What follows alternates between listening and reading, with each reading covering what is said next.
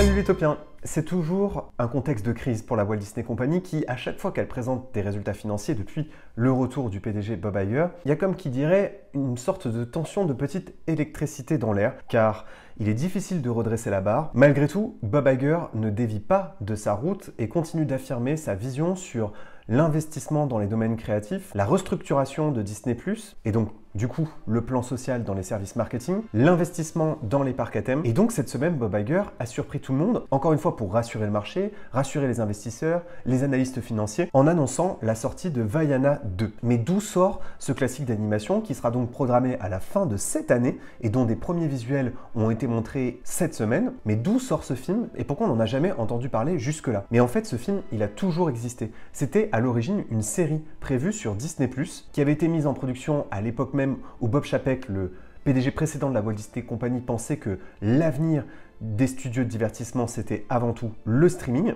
Mais sauf que entre-temps, patatras, le streaming s'est effondré et Disney est particulièrement touché par cette chute du streaming. Et la particularité des plateformes de streaming, c'est que les budgets de production sur les contenus à destination des plateformes sont particulièrement peu chers par rapport au budget de production d'un film qui va directement en salle. Et donc, Bob Chapek faisait le choix de la facilité en misant sur des licences populaires. Comme à l'époque des fameuses suites qui sortaient directement en VHS, Bob Chapek voulait faire la même chose sur Disney+, avec des séries sur l'univers par exemple de La Princesse et la Grenouille, et donc de Vaiana. Bob Iger, voilà ce qu'il a dit officiellement. Il a dit « Nous avons été impressionnés par ce que nous avons vu en parlant de la série, et nous nous sommes dit que ça mériterait une sortie en salle. » La vraie raison, c'est qu'il n'y a pas suffisamment de films cette année en salle pour Disney, et donc il fallait trouver une solution pour remplir le calendrier de production et en même temps tenir les délais, parce qu'on parle d'une sortie en fin de cette année. Et donc probablement au moment de son arrivée, c'est une décision qui date à mon avis d'il y a plus d'1 an et demi, il a décidé que cette série deviendrait un film. Et donc il a tendu le flux de production et il a sans doute poussé les artistes à travailler plus vite et il a rajouté bien entendu de l'argent aussi sur cette production pour que ça devienne un film. Mais c'était pas prévu comme ça à l'origine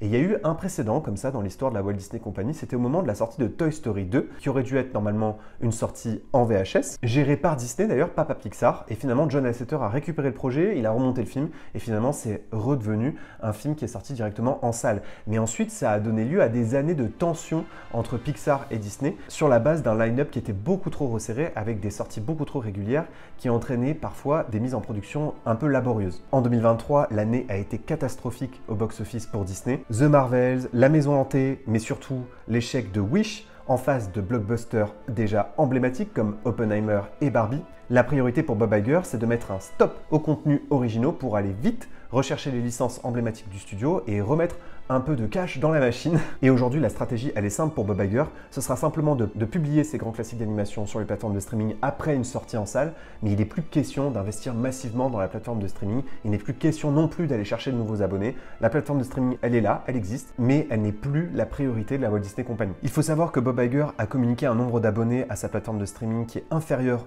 aux attentes, malgré cette restructuration qui lui permet d'économiser plus de 5,5 milliards de dollars. Sur la période de avril à juin, Disney a réduit à 512 millions de dollars la perte de sa division streaming, qui était déjà déficitaire d'environ 1 milliard de dollars à la même période l'an dernier. Disney en fait souffre sur cette partie streaming, il perd évidemment aussi des parts sur la télévision, qui est un secteur aussi qui s'effondre, donc il rassemble ses forces sur le studio et les parcs à thème. En gros, pour résumer. Et s'agissant d'ailleurs des parcs à thème, le chiffre d'affaires de la division a progressé de 13%. Globalement, ça se passe un peu mieux dans les parcs à thème, mais à cause de l'inflation, les coûts d'exploitation des parcs augmentent. Il y a néanmoins un parc qui a tiré son épingle du jeu ces derniers mois, c'est Shanghai Disneyland, avec bien sûr l'ouverture de l'attraction Zootopie, qui apparemment a attiré les foules. Et du côté de Disneyland Paris, disons que ça ronronne un petit peu en ce moment. Il y a une petite baisse de la fréquentation, il y a aussi des coûts d'exploitation en hausse. C'est pas la cata, mais ça recommence à ronronner du côté de Disneyland Paris. Donc pour rappel, en 2024, le line-up ne va pas être tellement modifié. Il y a donc la sortie de Vaiana 2 le 27 novembre 2024. À la même période d'ailleurs,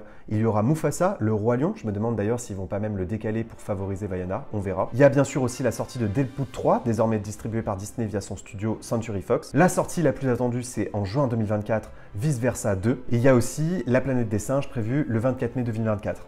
Bon, c'est pas des grosses sorties, hormis Inside Out et désormais Vaiana 2. Et ensuite, Bob Iger essaye de recréer sa fameuse année 2019.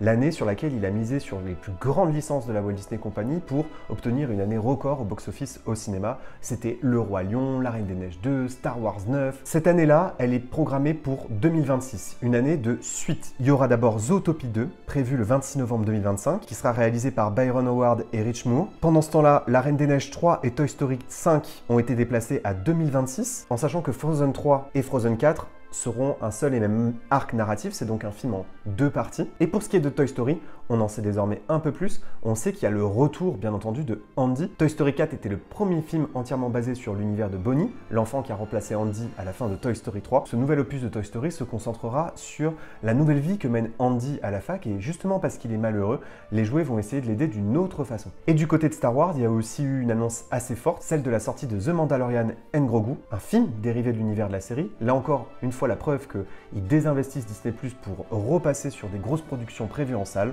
Un film qui sortirait probablement en 2026 et qui serait mis en scène par Jon Favreau, le créateur de la série. Et enfin, l'annonce spectaculaire de la soirée, c'était non pas un rachat, puisque Bob Iger est un peu le spécialiste des rachats, mais plutôt l'annonce d'un partenariat avec le studio emblématique de gaming Epic Games. Ils ont dealé avec Disney un contrat à hauteur de 1,5 milliard de dollars. Donc les nombreuses licences de la Walt Disney Company vont faire des apparitions dans les célèbres jeux du studio, dont évidemment Fortnite, même si en fait il y a déjà eu des apparitions des licences Disney Star Wars dans Fortnite. C'est la première fois que la Walt Disney Company investit autant d'argent dans le gaming, un secteur dans lequel Disney a toujours été un petit peu en retard et qui préfère continuer à faire sous-exploiter par des spécialistes du secteur sans pour autant racheter les studios. Et en fait, ils sont en train aussi probablement de bâtir une sorte d'univers. Voici ce qu'a dit Disney: nous travaillons main dans la main sur quelque chose de totalement nouveau pour bâtir un écosystème persistant, ouvert, donc un monde ouvert, et interopérable qui doit rassembler les communautés Disney et Fortnite. Ça ressemble un peu à Oh My Disney, qui était aussi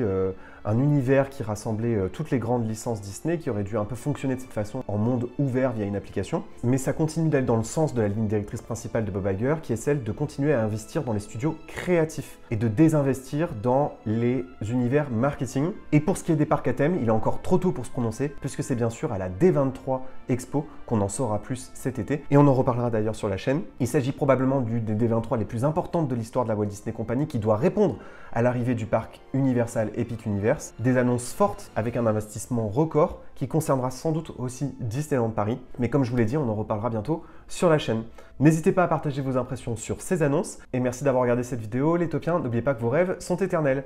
Bye!